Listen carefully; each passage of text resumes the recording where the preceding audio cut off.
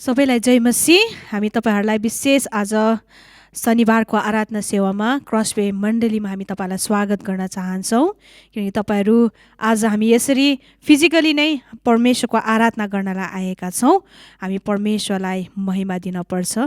हामी आराधना गर्न भन्दा अघि एउटा गीतहरू गाएर हाम्रो आराधनालाई सुरु गर्नेछौँ। आउनुहोस् हामी येशूले मलाई मुक्ति दिनुभयो भन्ने गीतलाई गाउनेछौँ।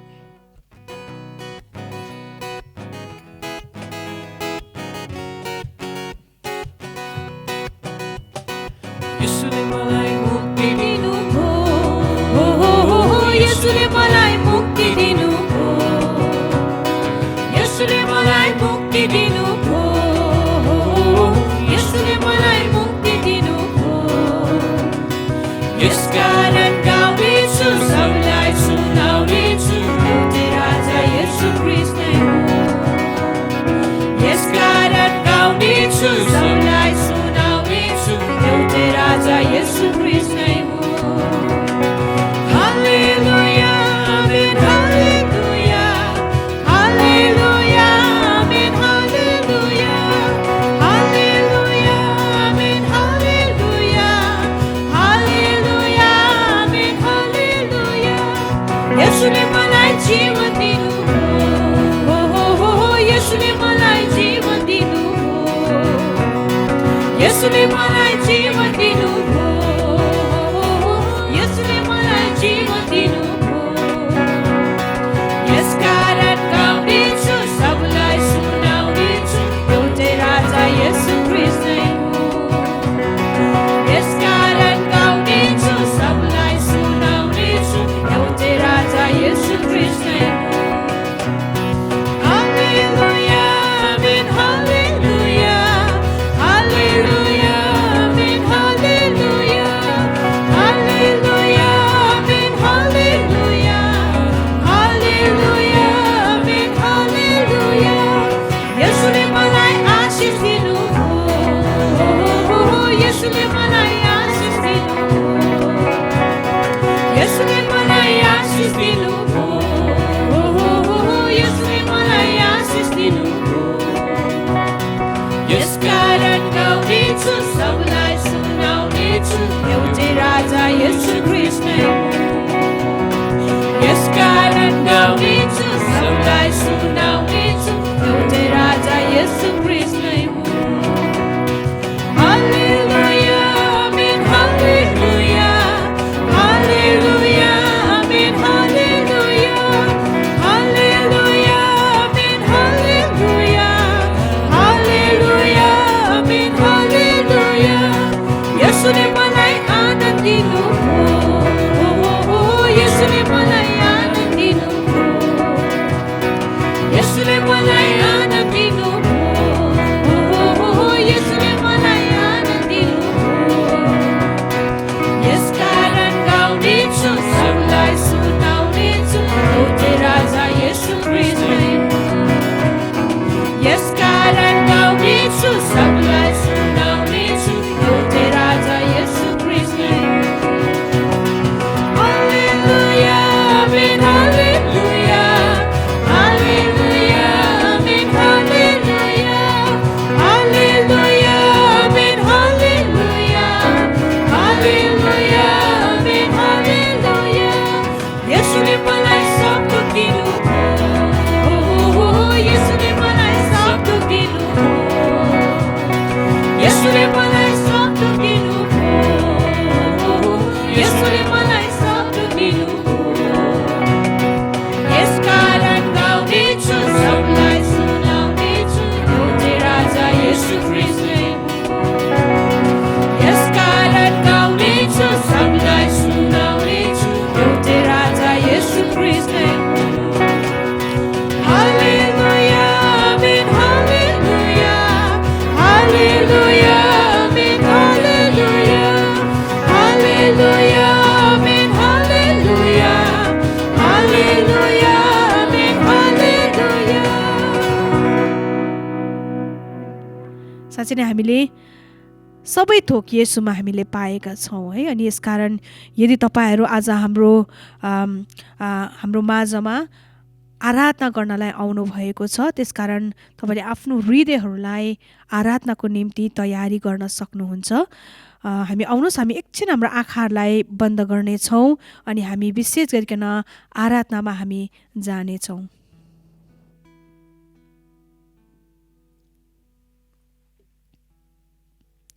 पवित्र परमेश्वर, हामी तपाईँको चरणमा आएका छौँ। प्रभु, तपाईँले हाम्रो हृदयहरू जान्नुहुँदछ। हामी कुन चाहिँ अवस्थाहरूमा आएका छौँ, तपाईँ सबै कुरा जान्नुहुने परमेश्वर हुनुहुन्छ। तर जब पनि हामी तपाईँको भवनमा आउँछौँ प्रभु, तपाईँको उपस्थितिको महसुस हामी गर्दछौँ, किनकि तपाईँ हाम्रो माझमा तपाईँ आउनुहुँदछ। प्रभु, तपाईँ हामीसँग हुनुहोस्, हामीलाई आराधना गर्न, हाम्रो साँचो आराधना गर्न तपाईँले हामीलाई सिकाउनुहोस्, येशू ख्रीष्टको नाउँमा, आमेन। आउनुहोस् प्रिय, हामी एक दुईवटा आराधनाको गीतहरूलाई गाउँदै हामीले परमेश्वरलाई हामी उचाल्नेछौँ। आउनुहोस्, हामी सबैजना उठ्नेछौँ यो समय अनि हामी आराधना गर्नेछौँ। यो आनन्दको ध्वनि हुन्छ भने यो गीतलाई हामी आनन्दसहित है गाउँदै उहाँलाई हामी प्रशंसा दिनेछौँ।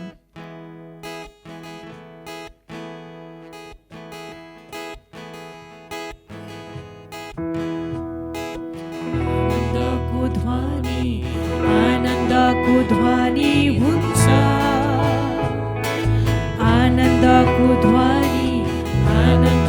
ध्वनि हुन्छ। धर्मीहरूको पालमा परमेश्वरको स्तुति हुन्छ। सारङ्गी बिना खैँजडी बाँसुरी दस्तारे बाजा सितार बजाउँदै परमेश्वरको स्तुति सारङ्गी बिना खैँजडी बाँसुरी दस्तारे बाजा सितार बजाउँदै परमेश्वरको स्तुति किनकि वैभवले चारैतिरबाट उहाँलाई घेरेको छ। किनकि ज्योतिलाई पोसाक चाहिँ उहाँले पहिरिनु भएको छ। आकाशलाई ढल्काइने ताराहरूलाई भिजाउनु भएको छ। पृथ्वीलाई शून्यतामा उद्रित गरी अल्झाउनु भएको छ।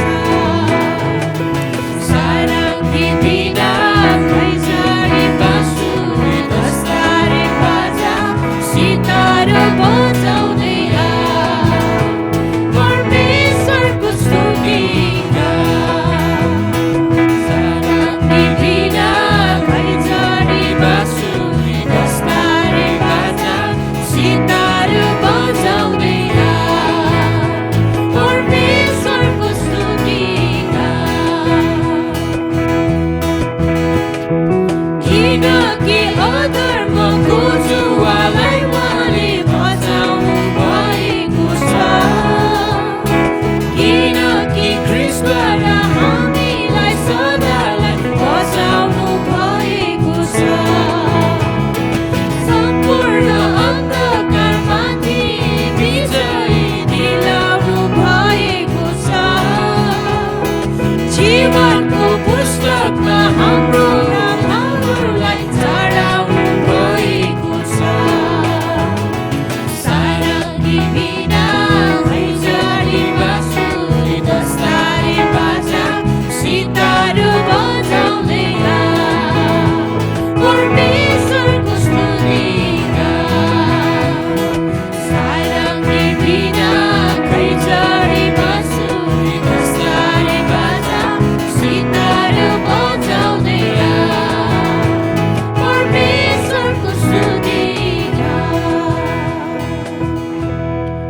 आउनुहोस् यो समय हामी हाम्रो हृदयलाई खोलेर उहाँलाई धन्यवाद दिने समय छ। किनकि यो गीतले पनि भनेको छ परमेश्वरले कति उद्योग गरी प्रत्येक कुरालाई उहाँले सृष्टि गर्न भएको छ।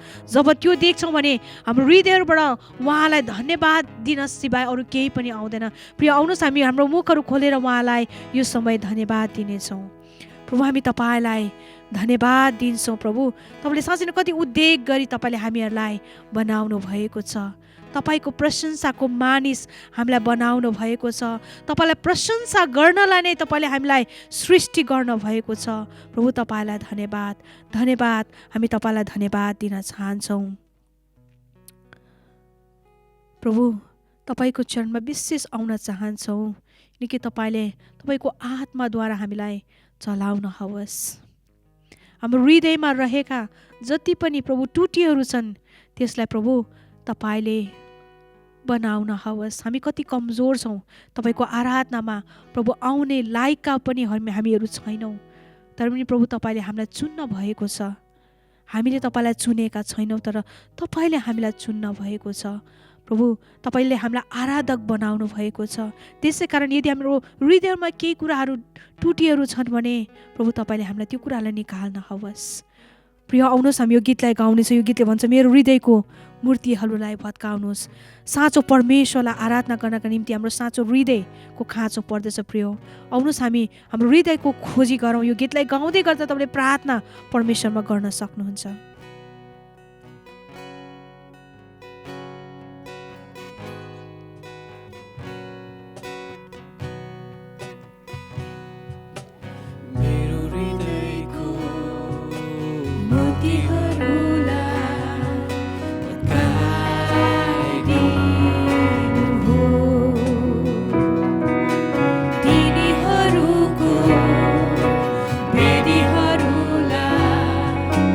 Cry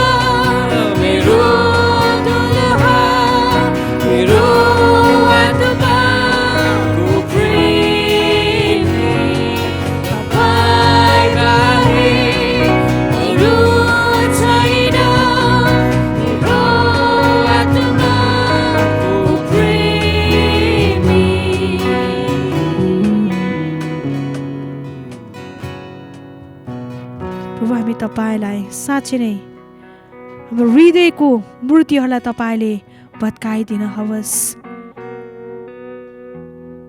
हाम्रो शरीरको मोहहरूलाई हटाइदिन हवस्, किनकि तपाईँ मात्र हाम्रो जीवनको राज हामी बनाउन चाहन्छौँ। जीवनको अभिलाषाहरूबाट प्रभु तपाईँले हामीलाई बचाउन हवस्। तपाईँ हाम्रो मालिक तपाईँ हुनुहुन्छ। यो जीवनमा तपाईँ राज गरिबक्सनुहोस्। तपाईँमा रहने हामी एक एकलाई त्यो जीवन तपाईँले दिन हवस्। परमेश्वरको वचनले यसरी भन्दछ, साँचो दागको बोट म हुँ र मेरा पिता किसान हुनुहुन्छ। ममा रहने प्रत्येक हाँगा जसले फल फलाउँदैन उहाँले त्यसलाई छाँट्नुहुन्छ र फल फलाउने हरेक हाँगालाई झन् बढी फल फलोस् भनी उहाँले छिवल्नुहुन्छ। मैले तिमीहरूलाई भनेको वचन तिमीहरू अघि नै शुद्ध भइसकेका छौ। ममा रहौ र म तिमीहरूमा रहन्छु। जसरी हाँगा दागको बोटमा रहनेछ भने त्यो आफैले फल फलाउन सक्दैन, त्यसरी नै तिमीहरू ममा रहेनौ भने तिमीहरूले पनि फल फलाउन सक्ने छैनौ। प्रिय, आउनुहोस् यो वचनले हामीलाई उहाँमा रहनलाई, उहाँलाई हाम्रो जीवनको मालिक बनाउनलाई उहाँले हामीलाई आह्वान गर्नुभएको छ। त्यसै कारणले उहाँमा रहनु भनेको नै उहाँको आत्माको भरपुरमा हामी जिउनु हो प्रिय। अनि यसकारण यो समय यदि तपाईँले आफूलाई रुखो अनुभव गरिराख्नु भएको छ भने त्यो प्रेमको अथवा त्यो झरीको तपाईँले आशा गर्नुभएको छ परमेश्वरबाट भने परमेश्वरसँग तपाईँले माग्न सक्नुहुन्छ प्रार्थना स्वरूप। हामी यो गीतलाई गाउनेछौँ, झरीको प्रभु तपाईँलाई पुकार्दछौँ, झरीको प्रभु हामी प्यासी छौँ भनेर यो गीतलाई गाउँदै गर्दा तपाईँले प्रार्थना गर्नुहोस्, प्रभु तपाईँमा म रहन चाहन्छु, तपाईँको उपस्थितिमा सधैँ रहने त्यो प्यासी हृदय मलाई दिनुहोस् भनेर तपाईँले भन्न सक्नुहुन्छ। जागृत गराउनुहोस्, मलाई ताजा बनाउनुहोस्, मलाई नयाँ बनाउनुहोस्, मलाई त्यो नयाँ दाग मात्रै तपाईँले पिलाउनुहोस् भनेर प्रभुसँग तपाईँ भन्न सक्नुहुन्छ। आउनुहोस् हामी यो गीतलाई गाउँदै गर्दा प्रार्थना स्वरूप हामी गाउनेछौँ अनि उहाँलाई प्रार्थना गर्नेछौँ।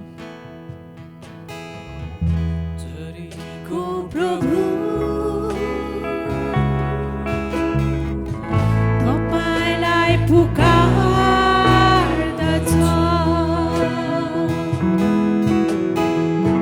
झरीको प्रभु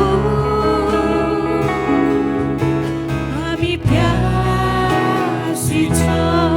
झरीको प्रभु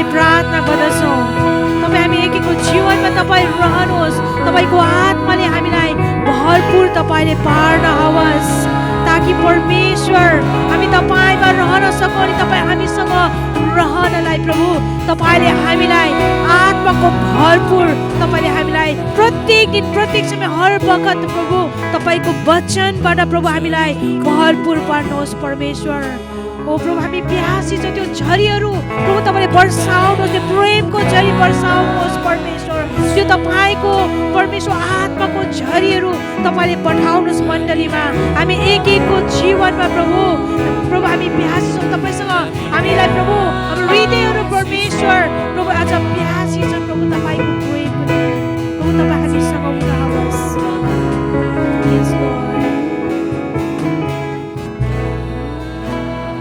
आओ झरी आओ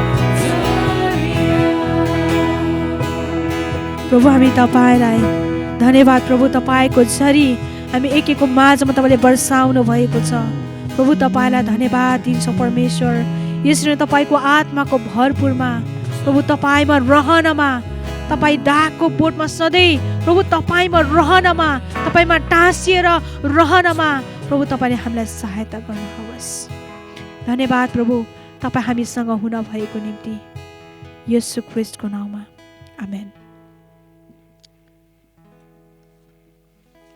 साँच्चै हामीले आराधना गरेका छौँ अनि हामी सबैजनाले परमेश्वरको झरीलाई तपाईँले अनुभव गर्नुभएको छ अनि विश्वास हामी राख्दछौँ अनि विशेष यो समय यदि हाम्रो मण्डलीमा कोही नयाँ प्रियहरू आउनुभएको छ भने तपाईँलाई यो समय दिन चाहन्छु तपाईँले कृपया गरी आफ्नो सिटबाट उठ्नुहोस् तपाईँको नाम ठेगाना तपाईँले भनिदिनु भयो भने तपाईँलाई हामी सधैँ तपाईँको सम्पर्कमा अनि साथसाथै हामी स्वागत गर्नेछौँ आउनुहोस् यो समय हाम्रो विशेष गरिकन भेटी उठाउने समय छ यदि तपाईँले हप्ताभरि अथवा महिनाभरि आफ्नो कमाइहरूबाट अथवा केही सो इच्छा भेटीहरू परमेश्वरको भवनमा ल्याउनु भएको छ भने यो समय तपाईँले दिने समय हो हामी एउटा गीतलाई गाउँदै हामी भेटी उठाउनेछौँ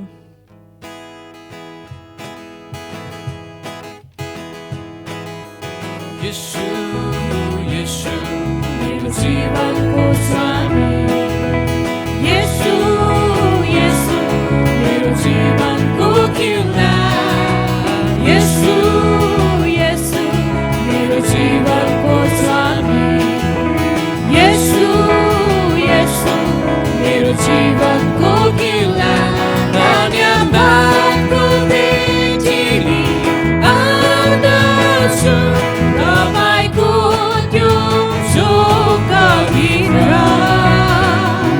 धन्यवादको भेटीली आउँदछु तपाईँको त्यो शोकभित्र ताली बजाउँदै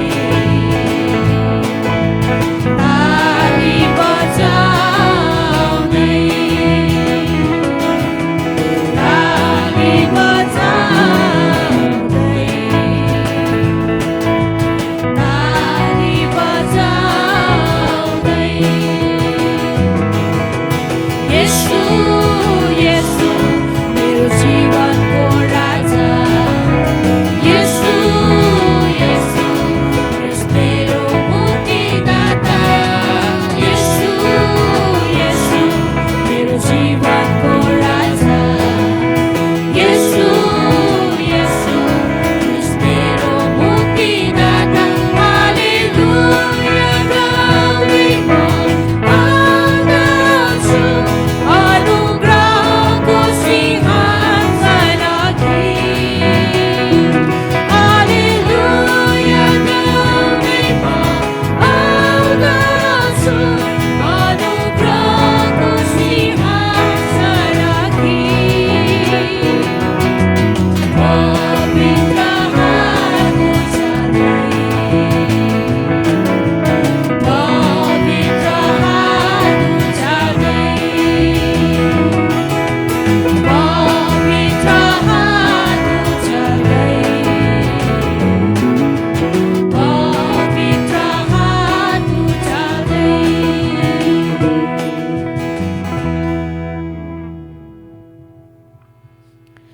हामीले भेटीहरू उठाएका छौँ।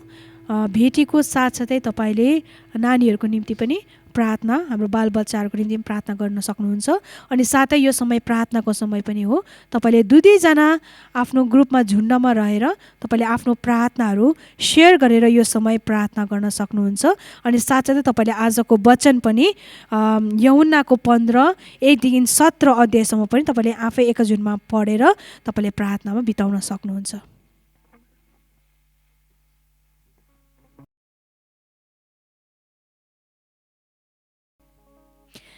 हामीले प्रार्थनाहरू गरिसकेका छौँ। यो समय चाहिँ हामीले आफ्नो हृदयलाई परमेश्वरको वचन सुन्नलाई तयार गर्ने समय हो। यसकारण तपाईँहरू सबैजनालाई म आग्रह गर्छु, तपाईँले आफ्नो ठाउँहरूमा तपाईँले उठिकन आफ्नो हृदयहरूलाई वचन सुन्नलाई तयार गर्नुहोस्। हामी यो गीतलाई गाउनेछौँ। यो गीतलाई गाउँदै हामी तयार हुनेछौँ।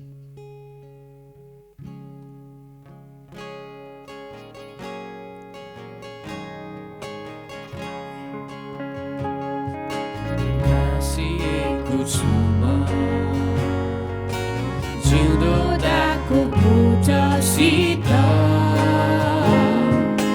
बहिआउँछ जीवन ममा येशूबाट प्रशस्तै पोखिने गरेर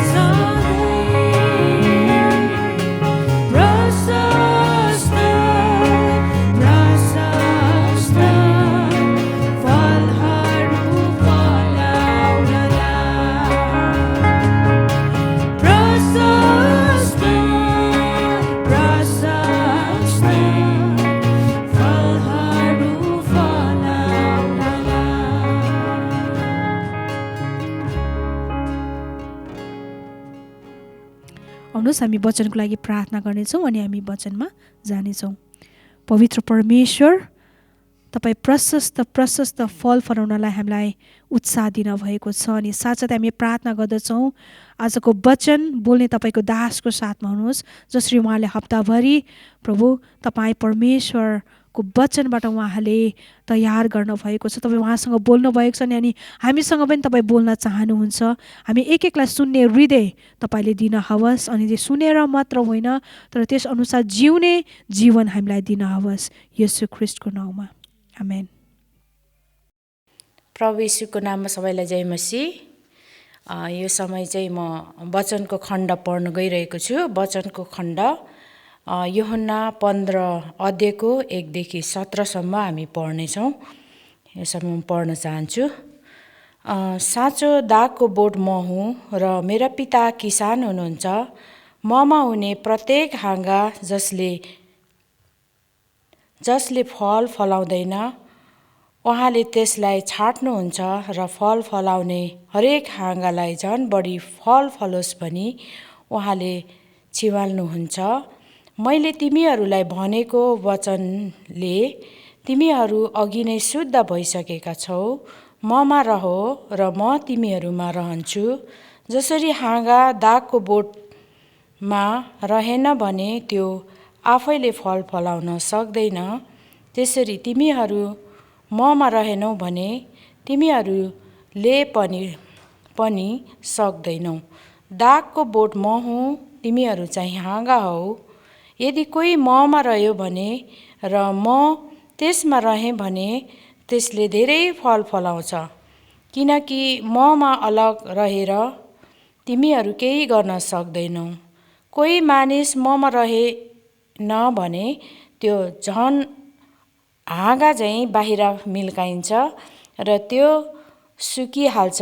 यस्ता हाँगाहरू मानिसहरूले बटुल्छन् र आगोमा फालिदिन्छन् र ती जलिहाल्छ।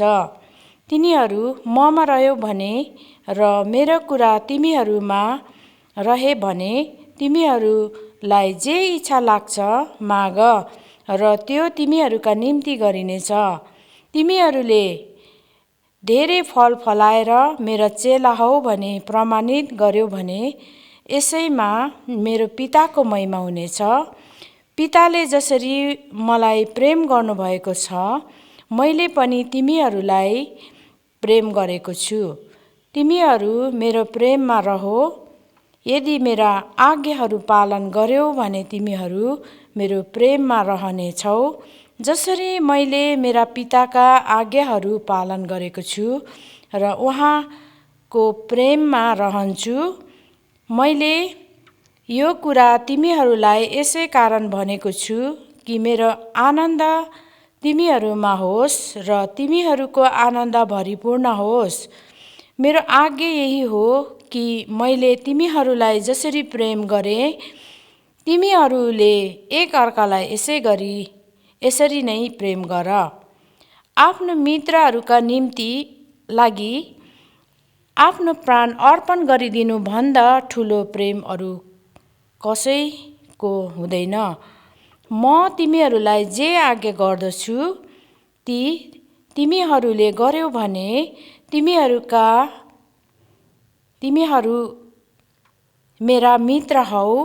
अबदेखि म तिमीहरूलाई नोकर भन्दिन, किनकि त्यसका मालिकले के गर्दैछ नोकरले जान्दैन। तर मैले तिमीहरूलाई मित्र भनेको छु, किनभने जे मैले मेरो पिताबाट सुने मैले ती सबै तिमीहरूलाई जनाइदिएको छु। मलाई तिमीहरूले चुनेनौ, तर मैले तिमीहरूलाई चुने र तिमीहरूलाई नियुक्त गरे कि तिमीहरू जाओ र फल फलाओ अनि तिमीहरूको फल रहिरहोस्। यसैले तिमीहरूले पितासँग मेरो नाउँमा जे मागौला उहाँले तिमीहरूलाई सो दिनुहुनेछ। म तिमीहरूलाई यो आज्ञा दिँदछु कि तिमीहरूले एक अर्कालाई प्रेम गर। परमेश्वरको वचन। परमेश्वरलाई धन्यवाद होस्। प्रभु यीशु ख्रीष्टको नाममा सम्पूर्ण मण्डलीलाई फेरि पनि ख्रिस्टी अभिवादन, जय मसीह। परमेश्वरलाई धन्यवाद होस्, फेरि पनि तपाईँको बिचमा परमेश्वरको जीवित वचन लिएर आउने मौका पाएको छु। विगतको केही हप्तादेखि हामीले एउटा विशेष विषयमा रहेर परमेश्वरको जीवित वचनहरू सुन्दै आएका छौँ। अनि यसपटक हामीले नेपालमा सुसमाचारीय मण्डली भन्ने शीर्षकमा परमेश्वरको जीवित वचनहरू सुनिरहेका छौँ। अनि विगतको 3 हप्ता लगाएर तपाईँले अवश्य पनि परमेश्वरको वचनबाट अनि हाम्रो वरिपरिको सन्दर्भमा एउटा बाइबलीय सान्दर्भिक वचन प्रचार यो विषयमा रहेर सुनिराख्नु भएको छ। अनि त्यही विषयलाई निरन्तरता दिँदै आज तपाईँको बिचमा फेरि पनि परमेश्वरको वचन मैले लिएर आएको छु। हामी क्रसवे चर्च परमेश्वरको अनुग्रहको इनार हौँ, जहाँबाट उगाएर सेवा गर्दाखेरि नेपालको 77 जिल्लामा सबै जिल्लाहरूमा येशू ख्रीष्ट केन्द्रित मण्डलीहरू स्थापित हुनेछ। हामी प्रभु येशू ख्रीष्टको चेलाहरू अरूलाई पनि चेला बनाउँदै यो दर्शनमा उहाँलाई आह्वान गर्दै अगाडि बढ्ने विश्वासीहरू हौँ। क्रसवे चर्च अनि क्रसवे चर्चका सम्पूर्ण छोरी मण्डलीहरू, जसलाई हामी नेपाली रिफर्म चर्च नेटवर्क भन्छौँ, हामीलाई परमेश्वरले उहाँको सुसमाचार प्रचार गर्नको लागि, उहाँको गवाही बन्नको लागि, उहाँको चेला बन्नको लागि उहाँले आह्वान गर्नुभएको छ। अनि उहाँको बुलाहटलाई थाहा गरेर हामी यो विश्वासी जीवनमा अघि बढिरहेका, उहाँबाट सुन्दै सिक्दै उहाँका चेलाहरू बन्दै अघि बढ्ने विश्वासीहरू हामी बनेका छौँ। अनि यो क्रममा परमेश्वरको जीवित वचन हाम्रो लागि महत्त्वपूर्ण आत्मिक खुराकको रूपमा हामी पाउँदछौँ। क्रसवे चर्च हामी सधैँ आफैलाई रिमाइन्ड गर्ने गर्छौँ कि यो एउटा ऐतिहासिक मण्डली हो। एउटा ऐतिहासिक पृष्ठभूमिमा विगतको केही समय अगाडि 2-3 महिना अगाडि हामी 15 वर्षको एनिभर्सरी मनायौँ। अनि क्रसवे चर्चको इतिहास 15 वर्ष पुरानो मात्र होइन। हामी आफैलाई रिमाइन्ड गर्छौँ कि क्रसवे चर्च एउटा ऐतिहासिक मण्डली हो जो प्रेरितहरूको शिक्षा र परमेश्वरको वचनमा जग बसालिएको छ। अनि त्यो मण्डली जसलाई हामी ऐतिहासिक भन्छौँ, जसलाई प्रेरितीय मण्डली भन्छौँ, जसलाई रिफर्म मण्डली भन्छौँ, कि परमेश्वरको वचनले सुधारिरहने, परमेश्वरको वचनले नयाँ बनाइरहने, परमेश्वरको वचनले पुनः स्थापित भइरहने उहाँको मण्डली। अनि त्यसको साथसाथमा हामी आफैलाई भन्छौँ हामी इभान्जेलिकल चर्च, सुसमाचारीय मण्डली, अनि हामी नेपाली चर्च। जब यो इभान्जेलिकल नेपाली भन्ने शब्द यहाँनिर आउँदछ, आफूलाई पहिचान गर्दाखेरि धेरै प्रकारको विचार, धेरै प्रकारको इभान्जेलिकल भन्ने शब्दमा विभिन्न प्रकारको प्रश्नहरू आएको छ। आज इभान्जेलिकल भनेको के हो, सुसमाचारीय भनेको के हो भन्ने प्रश्न सुसमाचारमै नै प्रश्न आएको छ।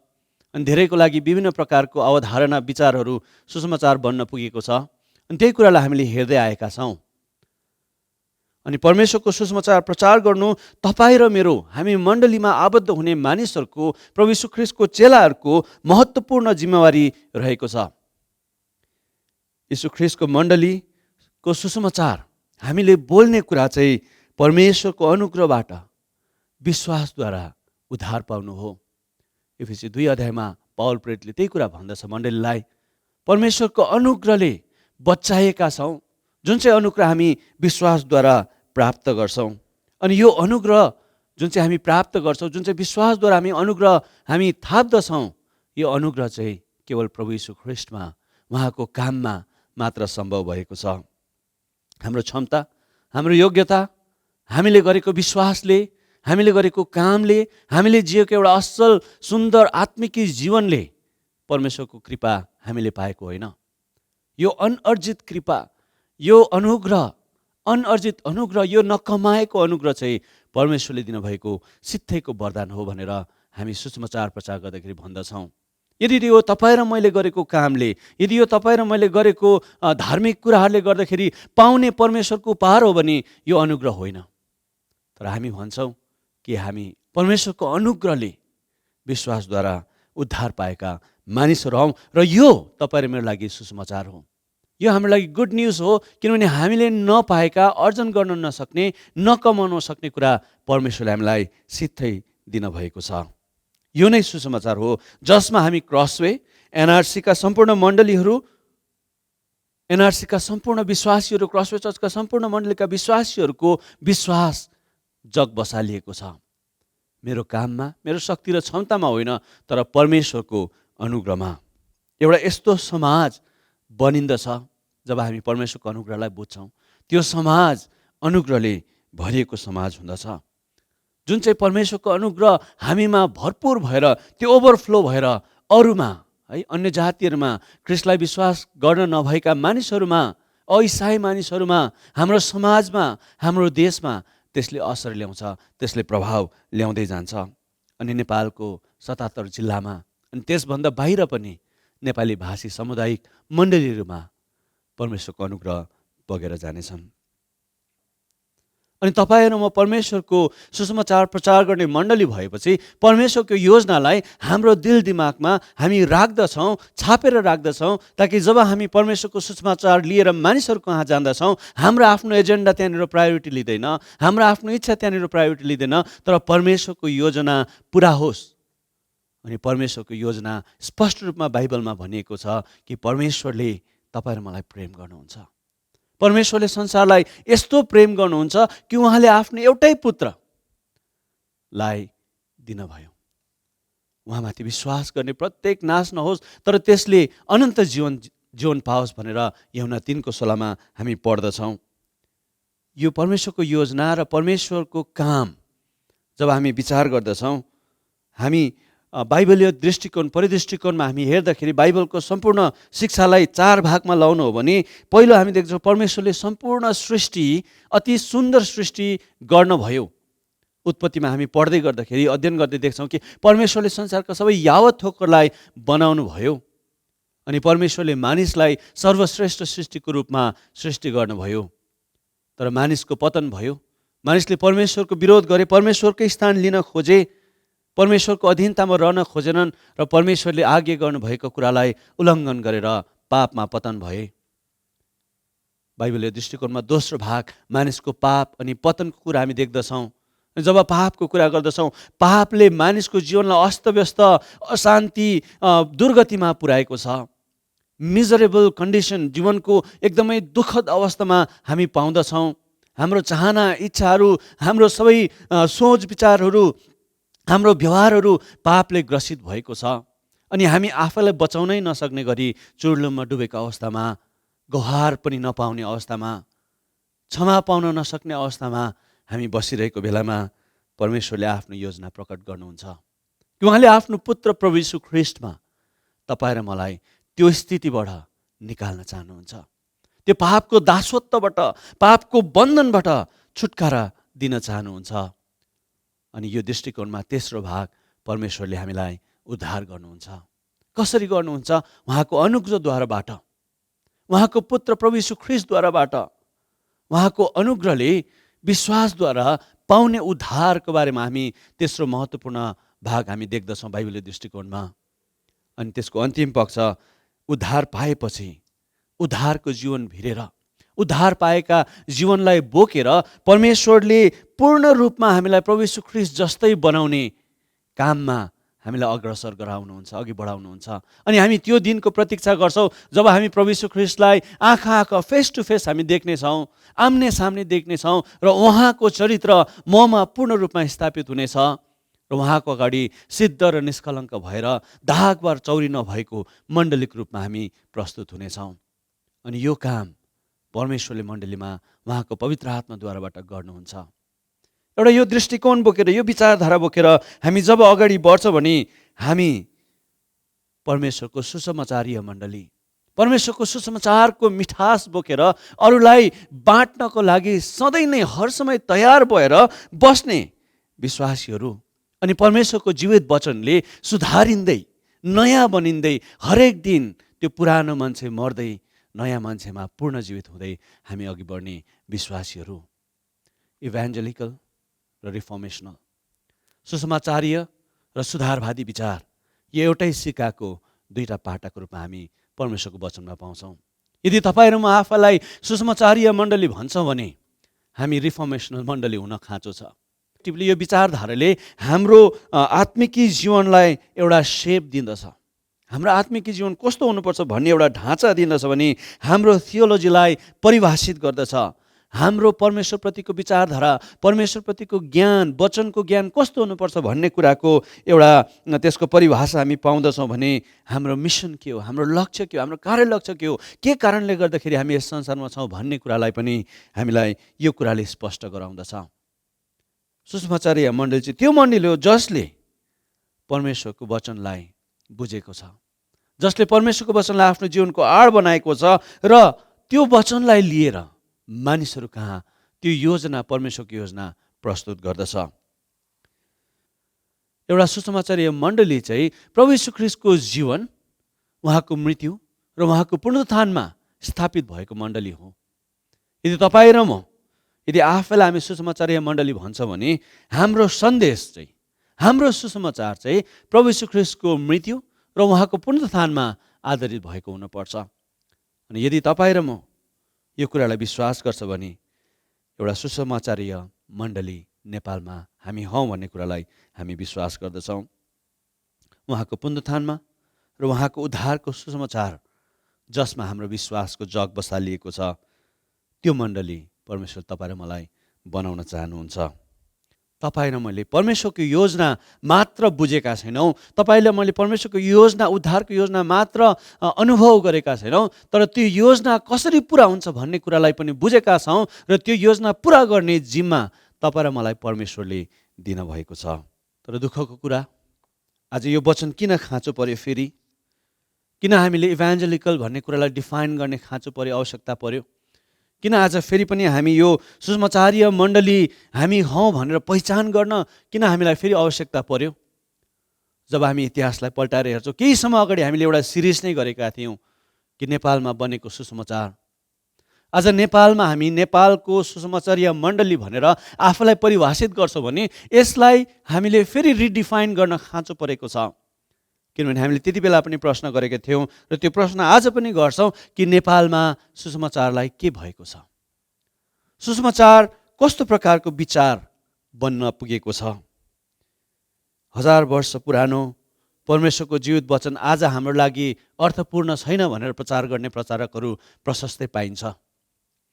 परमेश्वरको वचन पुरानो सन्दर्भमा लेखिएको छ, आज तपाईँ र मेरो लागि त्यो अर्थपूर्ण छैन भन्ने कुरा धेरै मान्छेले गर्दै हिँडेका छन् र नयाँ विचार, नयाँ रेभुलेसन, नयाँ प्रकाश, नयाँ अनुभव, नयाँ आउटपोरिङको चाहनामा परमेश्वरको सुसमाचारलाई व्यापार गर्दै आफ्नो स्वार्थपूर्तिको लागि, आफ्नो इच्छा चाहनाको लागि भरपुरी गर्दै बढ्ने इभान्जेलिकल चर्च परमेश्वरको वचन, प्रभु यीशु ख्रीष्टको गस्पलमा, प्रभु यीशु ख्रीष्टको सुसमाचारमा र वचनले ल्याउने सुधारदेखि भागेर आफ्नै पुरानो स्वभावमा आइपुगेको अवस्था हाम्रो अगाडि देखा परेको छ। अब हामीलाई नयाँ आइडिया चाहियो, नयाँ आयाम, नयाँ प्रकारले हामी गर्नुपर्छ भन्ने विचार लिएर आज सुसमाचार प्रचारकहरू, सुसमाचार भिरेर बस्ने मानिसहरू, सुसमाचार बोल्नको लागि बुलाहट पाएका मानिसहरू, भनाउँदाहरू आज मानिसहरूको अगाडि चटक देखाउने, चिन्ह चमत्कार गर्ने, अरूलाई अचम्भ पारेर अरूलाई आकर्षक गर्ने, अरूलाई मोटिभेसनल स्पिकर मात्र बन्न पुगेका छन् र मानिसहरूको अगाडि सर्कसको जोकर जस्ता जीवन बिताइरहेका छन्। उनीहरूको कुरामा आज विश्वास गर्छौँ, भोलि त्यो पुरा हुँदैन, भोलि विश्वास गर्छौँ, पर्सि त्यो पुरा हुँदैन। उनीहरूको विश्वास, उनीहरूको वचनमा पनि केही समयको लागि यति बेसी आनन्द, खुसी लाग्छ, त्यसपछि जीवनको सङ्घर्ष आउँदै गर्दाखेरि हामी त्यो कुराहरू पुरा भएको देख्दैनौँ अनि हामीलाई दुःख लाग्छ र विश्वासबाट बिस्तारै बिस्तारै आफ्नै स्वार्थपूर्तिको लागि अरू विभिन्न विचारधाराहरूमा हामी रमलिँदै त्यतापट्टि तानिँदै जान्छौँ र परमेश्वरको सुसमाचारदेखि कति टाढो जीवन हामी जिउन थाल्छौँ। प्रभु यीशु ख्रीष्टको मृत्यु र उहाँको पुनरुत्थानका कुराहरूदेखि गस्पल जो सुसमाचार हो, उहाँले गर्नुभएको सित्थैको अनुग्रहको वरदानलाई हामीले हाम्रो शक्ति र बलमा पाउने कोसिस गर्दाखेरि निराश र हताश भएको जीवनहरू हामी जिउँदछौँ। परमेश्वरको सिधा सादा वचनलाई, प्लेन टिचिङलाई मानिसहरूको अगाडि रमाइलो बनाउनलाई चटक यति साह्रो हँसाएर, यति साह्रो हाँसउठ्दो कुरा, जोक भनेर विभिन्न प्रकारको रमाइला कुराहरू लिएर आफ्नो अनुभवहरू थपेर यी सबै कुराहरू गरेर परमेश्वरको वचनको वास्तविकता नै हटाइदिने मानिसहरू हामी प्रशस्तै पाउँदछौँ। मैले भन्दै गर्दाखेरि परमेश्वरको वचनमा त्यो कुराहरू, इलस्ट्रेसनहरू, हँस्यौली कुराहरू हुनु हुँदैन भन्न चाहेको होइन, तर ती इलस्ट्रेसन्सहरू, ती उदाहरणहरू परमेश्वरको वचन होइन।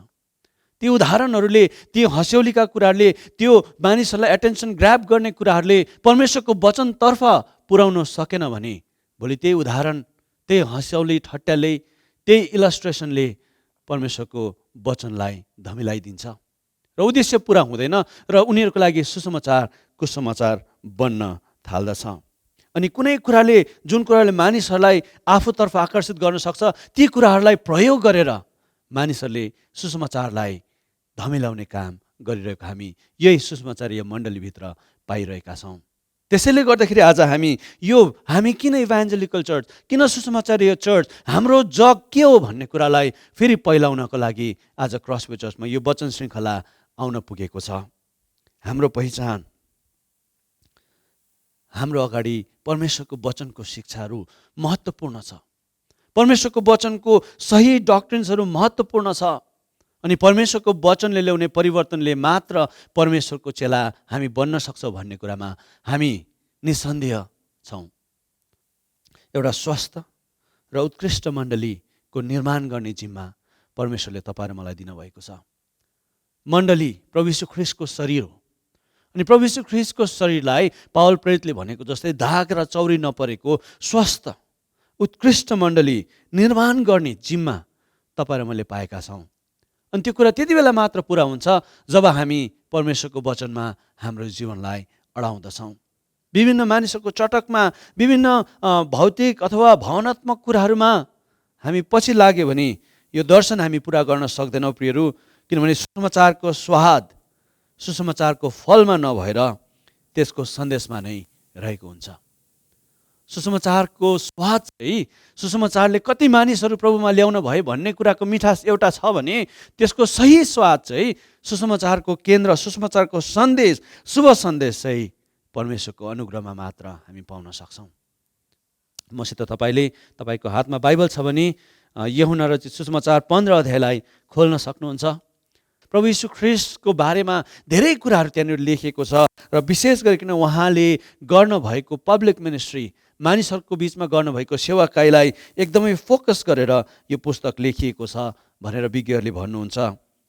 अनि जब हामी यो पुस्तकलाई, यो सुसमाचारको पुस्तकलाई हामी पढ्छौँ भने हामी सुरुदेखि हामी देख्दछौँ कि कसरी परमेश्वरले आफ्नो चेलाहरूलाई बोलाउनु भयो। पहिलो चेलाहरू कसरी उहाँले काना सहरमा पानीलाई दाखरसमा परिवर्तन गर्नुभयो। 3 अध्यायमा कसरी परमेश्वरले निकोदेमससित बात गर्नुभयो। कोही नयाँ गरी जन्मेन भने त्यसले परमेश्वरको राज्य, पानी र आत्माले जन्मेन भने परमेश्वरको राज्य देख्ने छैनन्। त्यसपछि 4 अध्यायमा आउँदाखेरि हामी सबैलाई थाहा छ एउटा सामरी स्त्रीको कथा त्यहाँनिर लेखेको छ कि परमेश्वरको आराधकहरूले परमेश्वरलाई आत्मा अनि सत्यतामा आराधना गर्नुपर्छ। 5 अध्यायमा आउँदै गर्दाखेरि 38 वर्ष बिरामी भएको रोगीलाई परमेश्वरले निको गर्नुभयो प्रभु यीशु ख्रीष्टले। त्यसपछि हामी अर्को घटना देख्छौँ, 5000 मानिसलाई परमेश्वरले खुलाउनु भयो। 5वटा रोटी र 2वटा माछाले है तृप्त गराउनु भयो। उब्रियो 12 टोकरी भन्ने कुराहरू हामी देख्दछौँ। अनि यहुदीको अधिकारीहरूसित उहाँको बहस, उहाँको द्वन्द्व त्यहाँनिर हामी देख्दछौँ। उहाँले आफ्नो विचार प्रकट गर्नुभएको यहुदी ती अधिकृतहरूले प्रभु यीशु ख्रीष्टको विरोध गरेका कुराहरू त्यहाँनिर छन्। अनि प्रभु यीशु ख्रीष्टले अन्धलाई दृष्टि दिनुभयो। 11 अध्यायतिर आइपुग्दाखेरि हामी देख्छौँ कि कसरी लाजरसको परिवारलाई, मार्था, मरियम अनि लाजरसको परिवार, सुगन्धले भरिएको परिवार त्यहाँनिर एउटा उदाहरण स्वरूप हामी देख्दछौँ। अनि जब हामी 13 अध्यायमा आइपुग्छौँ, प्रभु यीशु ख्रीष्टले आफ्नो चेलाहरूको खुट्टा धुनुभयो अनि उहाँले भन्नुभयो, जसरी मैले तिमीलाई गरेको छु तिमीहरूले पनि त्यस्तै गर। उहाँको अन्तिम समयहरूमा 13 अध्यायदेखि 17 अध्यायसम्म त्यो अन्तिम दिनहरूमा उहाँले यो विशेष कुराहरू बताउनुहुन्छ। आफ्नो चेलाहरूको खुट्टा धोइसक्नु भएपछि 14 अध्यायमा आइपुग्दाखेरि हामी त्यहाँ देख्दछौँ कि प्रभु यीशु ख्रीष्टले पवित्र आत्माको प्रतिज्ञा गर्नुहुन्छ, जुन पवित्र आत्माले तपाईँ र मलाई प्रभु यीशु ख्रीष्टको जीवनतर्फ केन्द्रित गर्दछ, प्रभु यीशु ख्रीष्टको जीवनलाई धारण गर्नको लागि सहायता गर्दछ। अनि 15 अध्यायमा आइपुग्दाखेरि हामी त्यहाँनिर देख्दछौँ कि एउटा दागको बोट, हाँगाहरूको उदाहरण प्रभु यीशु ख्रीष्टले हामीलाई सिकाउनुहुन्छ। एउटा रूपकको रूपमा, एउटा मेटाफरको रूपमा उहाँले यो घटना प्रस्तुत गर्नुहुन्छ। आज हामी त्यही अध्यायलाई केही समय अलिकति गहिरिएर हेर्नेछौँ। जब हामी यूहन्ना रचित सुसमाचार 15 अध्याय पढ्छौँ, त्यसको पछिको कुराहरू अझै त्यहाँनिर थप कुराहरू छन्। 17 अध्यायमा जाँदाखेरि प्रभु यीशु ख्रीष्टले मानिसहरूको लागि प्रार्थना गर्नुहुन्छ, हाई प्रिस्टली प्रेयर। अनि अन्तमा गएर उहाँलाई पक्राई, उहाँको क्रुसमा मृत्यु र पुनरुत्थानका कुराहरू लेखिएका छन् भने 15 अध्यायमा फर्केर आउँदाखेरि 15 अध्यायलाई 2 भागमा विभाजित गरेका छु मैले आज तपाईँहरूको बिचमा। 1 देखि 6 पद अनि 7 देखि 17 पद। अनि यो कुरालाई हामी विचार गर्नेछौँ। हाम्रो अघि नै परमेश्वरको वचन पाठ गरिएको छ। म सबै पाठ पढ्ने छैन तपाईँहरूको अगाडि, समयलाई ख्याल राख्दै, तर यसभित्र रहेका कुराहरू तपाईँहरूसित म बाँड्न गइरहेको छु। प्रभु यीशु ख्रीष्ट स्वर्गारोहण हुनुभन्दा अगाडि आफ्नो चेलाहरूसित यो विशेष कुराहरू उहाँले गरिराख्नु भएको छ। अनि यो रूपक, यो मेटाफोर परमेश्वरले आफ्नो चेलाहरूलाई यसरी दिनुहुन्छ। उहाँले भन्नुहुन्छ, साँचो बोट म हुँ र मेरो पिता किसान हुनुहुन्छ।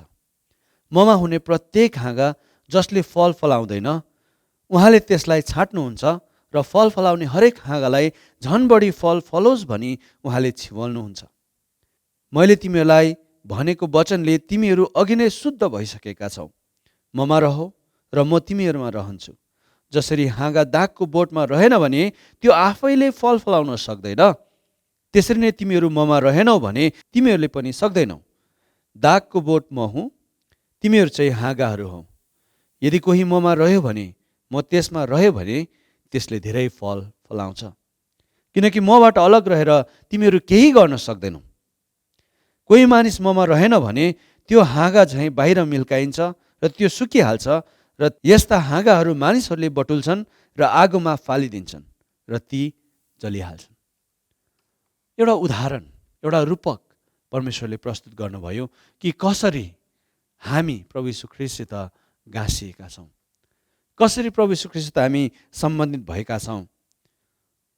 समय आएको छ अनि यो समय प्रभु यीशु ख्रीष्ट आफ्नो चेलाहरूसित बात गर्दै गरेको समय अहिलेको समय जस्तै मिल्दोजुल्दो छ।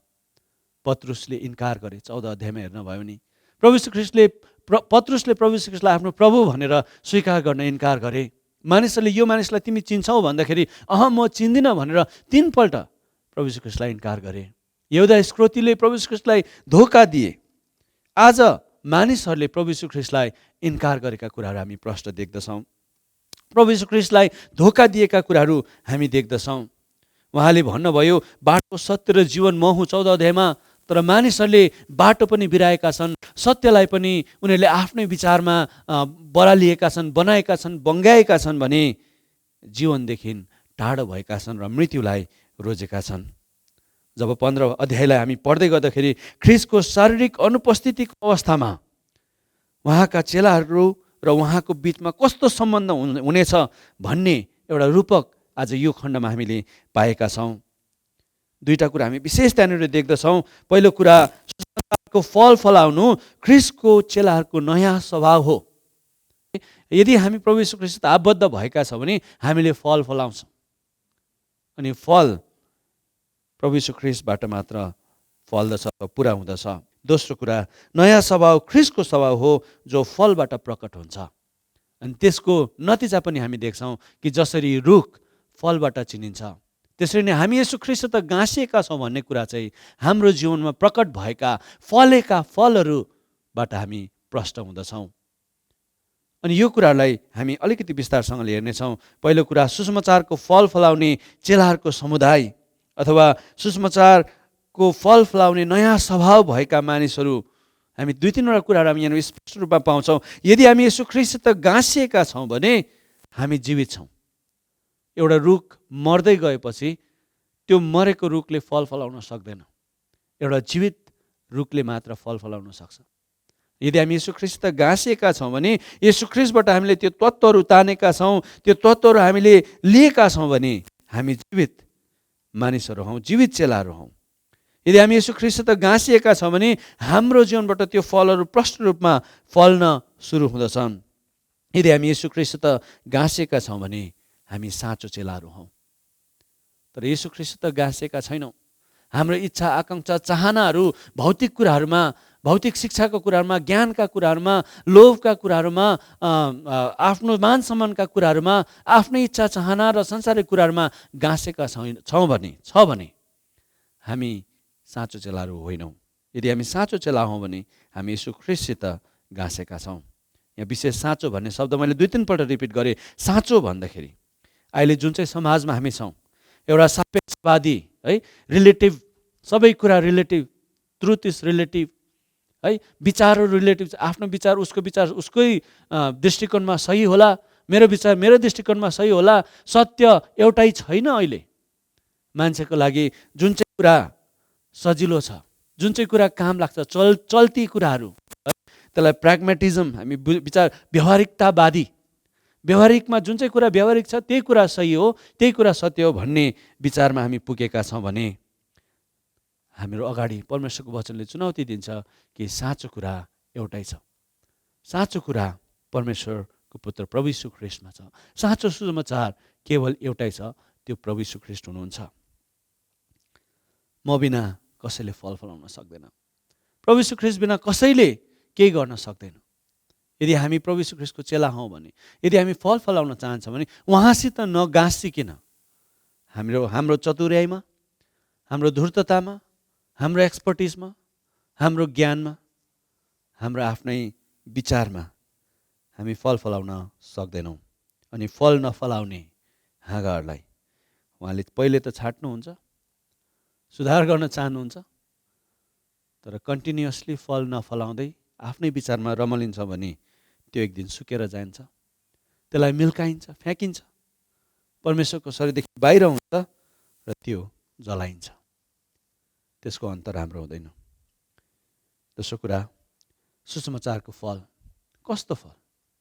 कस्तो फल हाम्रो जीवनबाट फल्न पर्छ? अनि 7देखि 17 पदसम्म यो कुरालाई प्रष्ट रूपमा राखेको छ। म त्यसलाई तपाईँहरूको अगाडि प्रस्तुत मात्र गर्छु, यो खण्ड म पढ्दिनँ। 7देखि 8 पदसम्म तपाईँले पढ्न भयो भने है, पहिलो फल हामी देख्छौँ एउटा उत्तर पाउने प्रार्थनाको फल। जब हामी प्रभु यीशु ख्रीष्टमा रहेर प्रार्थना गर्छौँ भने हाम्रो प्रार्थनाको उत्तर परमेश्वरले दिनुहुन्छ। धेरैपल्ट हामी गनगन गर्छौँ, धेरैपल्ट हामी निराश हुन्छौँ कि हाम्रो प्रार्थना यति गर्दाखेरि पनि हामीले प्रार्थनाको उत्तर पाएन। अनि परमेश्वरको वचनले भन्नुहुन्छ कि तिमीहरू 2 वा 3 जना मेरो नाममा भेला हुन्छौ भने म तिमीहरूको लागि तिमीहरूको प्रार्थनाको सुनाइ हुनेछ, मेरो उपस्थिति त्यहाँ हुनेछ। अनि पुत्रमा परमेश्वरले उहाँको महिमाको लागि त्यो कुरा पुरा गर्नुहुनेछ। तर हाम्रो प्रार्थनाको उत्तर हामी पाउँदैनौँ, किनभने हामी प्रभु यीशु ख्रीष्टसित गाँसेकै छैनौँ। यदि तपाईँ र म प्रभु यीशु ख्रीष्टसित गाँसेका छौँ भने हाम्रो जीवनमा सबैभन्दा प्रथम फल प्रार्थनाको फल हुनेछ। अनि जब हामी त्यो विचार गर्छौँ कि फल दिने परमेश्वर हुनुहुन्छ, फसल प्रशस्त छ, कटनीहरू गर्ने खेतालाको कमी छ, फसलका प्रभुलाई जब हामी प्रार्थना गर्छौँ भने उहाँले खेतालाहरू पठाउनुहुनेछ, त्यहाँ ठुलो हार्भेस्ट हुनेछ, त्यहाँ त्यहाँनिर मानिसहरू ठुलो सङ्ख्यामा परमेश्वरमा आउनेछन्। अनि ती मानिसहरूको लागि प्रार्थना गर्ने तपाईँ र म प्रभु यीशु ख्रीष्टसित त्यसको लागि सम्बन्धित बनेका छौँ। सुसमाचार प्रिय मण्डलीको पहिलो फल प्रार्थना अथवा उत्तर पाउने प्रार्थनाको जीवन हो भने दोस्रो कुरा 9देखि 10 पदसम्म आज्ञाकारिताको कुरा त्यहाँ लेखिएको छ। 9 र 10 पदमा म त्यो पदमा त पढ्दिन चाहन्छु। यदि मेरो आज्ञा पालन गर्यो भने तिमीहरू मेरो प्रेममा रहनेछौ, जसरी मैले मेरो पिताका आज्ञाहरू पालन गरेको छु र उहाँको प्रेममा रहन्छु। आज्ञाकारिताले परमेश्वरको प्रेम कमाइँदैन, तर परमेश्वरको प्रेम हामीमा छ भन्ने कुराको पुष्टि चाहिँ आज्ञाकारिताले गर्छ। अनि जब हामी प्रभु ख्रीष्टलाई प्रेम गर्छौँ, उहाँसित गाँसेका छ भने यो आज्ञाकारिताको फलको रूपमा, एभिडेन्सको रूपमा, गवाहीको रूपमा हाम्रो जीवनबाट आउँदछ कि परमेश्वरको आज्ञा पालन गर्ने, वचनको अधीनतामा जिउने कुराहरू हामी त्यहाँनिर देख्दछौँ। अनि तेस्रो कुरा 11देखि 15 पदसम्म हेर्नुभयो भने आनन्दको कुरा 11 पदमा यसरी लेखिएको छ, मैले यी कुरा तिमीहरूलाई यसै कारण भनेको छु कि मेरो आनन्द तिमीहरूमा होस् र तिमीहरूको आनन्द परिपूर्ण होस्। प्रभु यीशु ख्रीष्टको प्रेम, प्रभु यीशु ख्रीष्टको उपस्थिति हामीभित्र भएपछि हामी हँसिलो, खुसी र आनन्दले भरेको मानिस नभई सक्दैनौँ। यो आनन्द भनेको खुसी मात्र होइन, ह्याप्पिनेस मात्र होइन। आनन्द भनेको हर प्रकारको परिस्थितिमा हृदयभित्रको सन्तुष्टि हो, जोय है, उहाँको जोय। दुःखमा, कष्टमा, हर प्रकारको परिस्थितिमा पनि यो आनन्दले हामीलाई छोड्ने छैन। एउटा सही चेलाको, एउटा जेन्युन डिसाइपलको सबैभन्दा महत्त्वपूर्ण मार्क, चिन्ह चाहिँ आनन्द हो। अनि यो आनन्द चाहिँ आज्ञाकारिताबाट आउँछ। यो आनन्द चाहिँ परमेश्वरको वचनको अधीनमा रहँदाखेरि हामी पाउँदछौँ। भने 16 र 17 पद पढ्दै गर्दाखेरि एउटा सेक्रिफिसियल लभ, एउटा बलिदान स्वरूप प्रेमको कुराहरू त्यहाँनिर लेखेको छ। 16 पदमा मलाई तिमीले चुनेनौ, तर मैले तिमीलाई चुने, तिमीहरूलाई नियुक्त गरे कि तिमीहरू जाऊ र फल फलाऊ अनि तिमीहरूको फल रहिरहोस्। यसैले तिमीहरूले पितासँग मेरो नाममा जे मागौला उहाँले तिमीहरूलाई सो दिनुहुनेछ। म तिमीहरूलाई यो आज्ञा दिँदछु कि तिमीहरूले एकअर्कालाई प्रेम गर। यस्तो प्रेम, जुन चाहिँ प्रेम मेरो स्वार्थको लागि गरिने होइन, तर यो प्रेम अरूको लागि, अङ्ग्रेजीमा भन्छ गोइङ विदाउट समथिङ, केही पाउने अपेक्षा राखेर माया गर्ने होइन। जब हामी निस्वार्थ प्रेम गर्छौँ, बलिदान स्वरूप प्रेम गर्छौँ, आफूलाई चाहेका कुराहरू समर्पण गरेर दिएर प्रेम गर्छौँ, अनि कुनै कुरा पाउने आशा नराखिकन प्रेम गर्छौँ भने त्यो प्रेम येशू ख्रीष्टको प्रेमसित तुलना गर्न मिल्छ। प्रभु येशू ख्रीष्टले आफ्नो सबै कुरा त्यागेर, आफ्नो सबै वैभवलाई इन्कार गरेर हामीले उहाँलाई नचुन्दा पनि उहाँले हामीलाई चुन्न भएको छ, उहाँले हामीलाई प्रेम गर्न भएको छ। के तपाईँ र म त्यस्तो प्रेम गर्न सक्छौँ? तर प्रभु येशू ख्रीष्टले हामीलाई कति ठुलो प्रेम गर्नुभएको छ। उहाँले आफ्नो जीवन हाम्रो निम्ति दिनुभएको छ। अनि प्रेमको परिभाषामा 13 पदमा उहाँले भन्नुहुन्छ, आफ्नो मित्रको लागि आफ्नो प्राण अर्पण गरिदिनुभन्दा ठुलो अरू प्रेम कसैको हुँदैन। के तपाईँ र म हाम्रो मित्रको लागि, एका दुस्राको लागि प्राण समेत दिन तयार छौँ? परमेश्वरको सुसमाचारीय मण्डलीको चिन्ह चाहिँ आफूलाई त्यागेर मृत्युसम्म नै परमेश्वरको वचनमा आज्ञाकारी बनेर बलिदान स्वरूप प्रेमको अभ्यास गर्ने मण्डली हो। नेपालमा सुसमाचारीय मण्डली आफैलाई परिभाषित गर्दै गर्दाखेरि, आफैलाई चिनाउँदै गर्दाखेरि एउटा सुसमाचार धारण गरेको, ख्रीष्टलाई धारण गरेको एउटा यस्तो मण्डली हो जो उहाँको सुसमाचार र अनुग्रह बोकेर, उहाँको सुसमाचार प्रभु येशू ख्रीष्टको मृत्यु र प्रभु येशू ख्रीष्टको पुनरुत्थान एउटा हातमा छ भने प्रभु येशू ख्रीष्टले गर्नुभएको अनुग्रहलाई अर्को हातमा लिएर अघि बढ्ने मण्डली परमेश्वरले हामीलाई त्यो बुलाहट दिनुभएको छ।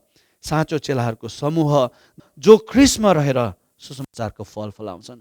हामी सुसमाचारबाट हाम्रो खुसी बाँड्छौँ। परमेश्वरले दिनुभएको नयाँ जीवनलाई हामी मानिसहरूको अगाडि प्रस्तुत गर्दछौँ कि परमेश्वरले सित्थैमा अनुग्रहको वरदान दिनुभएको छ भनेर भन्छौँ। अनि हामी खुसी साथ भन्छौँ, आनन्दको साथमा भन्छौँ, दुःखमा भन्छौँ, कष्टमा भन्छौँ, रोग बिरामी सतावटमा भन्छौँ कि प्रभु येशू ख्रीष्टले तपाईँ र मेरो लागि आफ्नो ज्यान, आफ्नो प्राण दिनुभएको छ र परमेश्वरको राज्यको ढोका खोलिदिनु भएको छ। र जसरी प्रभु येशू ख्रीष्टले निस्वार्थ भावनामा केही कुरा नपाउँदा पनि, सबै कुरा उहाँको साथमा हुँदा पनि सबै कुरा त्यागेर तपाईँ र मलाई प्रेम गर्नुभएको छ। प्रिय राजा, तपाईँ र मेरो प्रेम पनि यस्तो प्रेम बन्न सकोस्। जब तपाईँ र मैले यो कुराहरू हाम्रो जीवनमा देख्न थाल्छौँ तब हामी साँचो सुसमाचारीय मण्डली हामी बन्न सक्छौँ। परमेश्वरले तपाईँ र मलाई आशिष दिनुभएको होस्। हामीले परमेश्वरको वचन सुनिसकेका छौँ अनि यो समय हामी विशेष गरिकन हामी आज प्रभु भोजको टेबलमा, मेजमा हामी जानेछौँ। त्यसको निम्ति हाम्रो हृदयहरूलाई तयार गर्नका निम्ति हामी यो अति गहिरो पिताको प्रेम भन्ने यो गीतलाई गाउँदै हामी गाउनेछौँ।